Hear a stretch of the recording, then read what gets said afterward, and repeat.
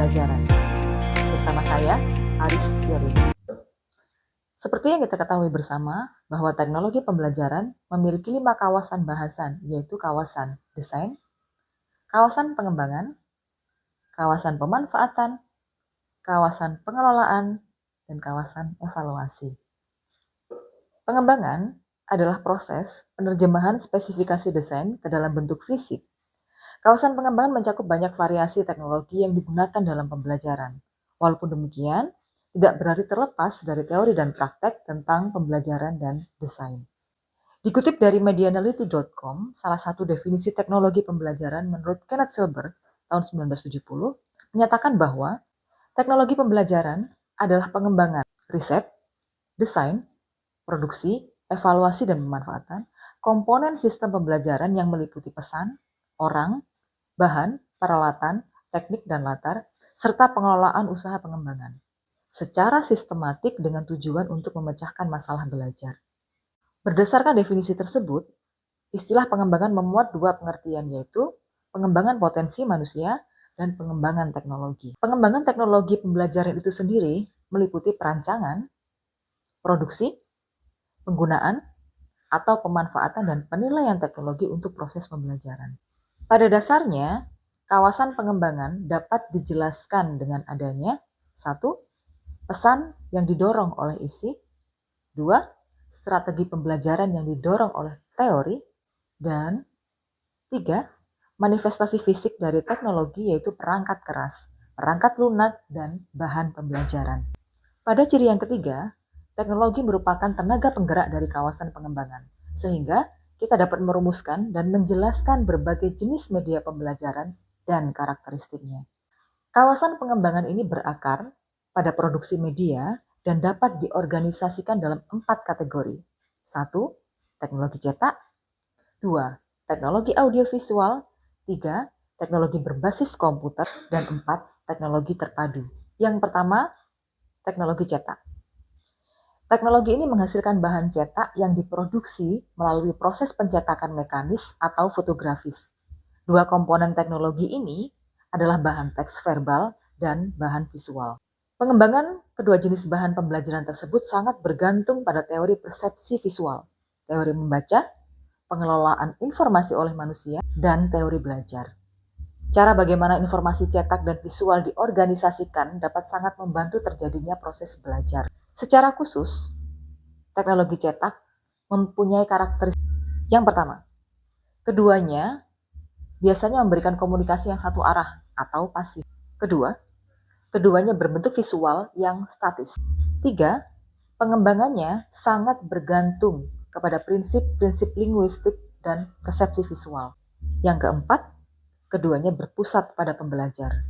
Yang kelima, informasi dapat diorganisasikan dan distrukturkan kembali oleh pemakai. Teknologi audiovisual merupakan cara memproduksi dan menyampaikan bahan dengan menggunakan peralatan dan elektronis untuk menyajikan pesan-pesan secara audio dan visual. Definisi menurut Sills dan Richery tahun 2000. Pembelajaran audiovisual dapat dikenal dengan mudah karena menggunakan perangkat keras di dalam proses pembelajaran. Peralatan audiovisual memungkinkan memproyeksikan gambar hidup, pemutaran kembali suara, dan penayangan visual yang berukuran besar.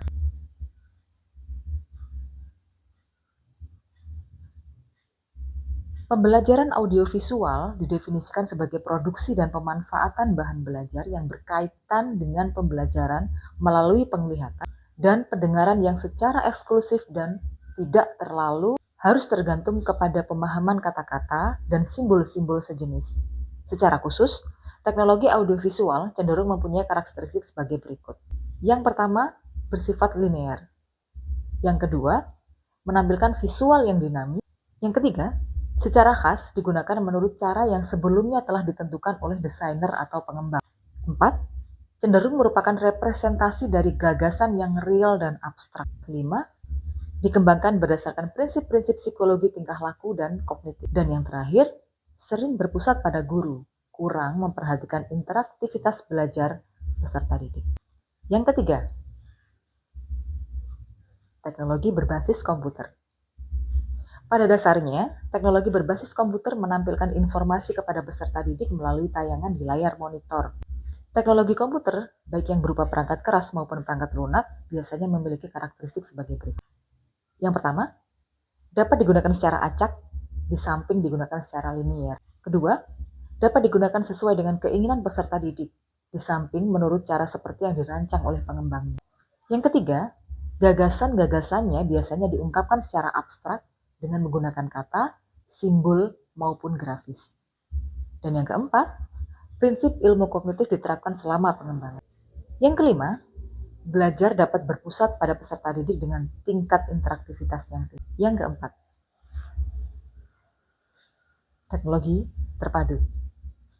Multimedia atau teknologi terpadu merupakan cara untuk memproduksi dan menyampaikan bahan dengan memadukan beberapa jenis media. Keistimewaan yang ditampilkan oleh teknologi multimedia ini, khususnya dengan menggunakan komputer dengan spesifikasi tinggi, yaitu meningkatkan interaktivitas pembelajaran dengan multimedia atau teknologi terpadu ini memiliki karakteristik sebagai berikut. Yang pertama, dapat digunakan secara acak, di samping juga dapat digunakan secara linear. Yang kedua, dapat digunakan sesuai dengan keinginan peserta didik, di samping menurut cara seperti yang dirancang oleh pengembangnya.